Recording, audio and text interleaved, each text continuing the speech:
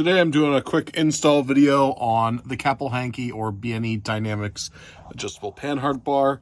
This is a double adjustable panhard, so it makes the adjustments very easy to do while your car is just slightly off the ground in my circumstance. But I didn't see a lot of videos on the overall install of this. So what you'll do is you'll reuse your stock hardware and you'll use the larger end with the spacer to go over the factory bolt, just like that. So that's all you have to do. All the factory hardware gets reused, torqued down just the same. Both bolt ends are a 17 millimeter, and you want to tighten up these jam nuts to the gold collar before you drive on this car, but you'll need some adjustments.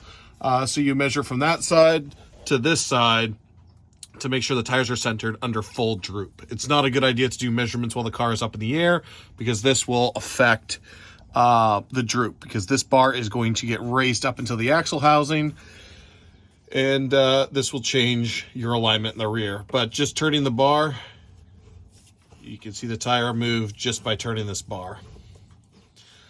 That's all there is to it.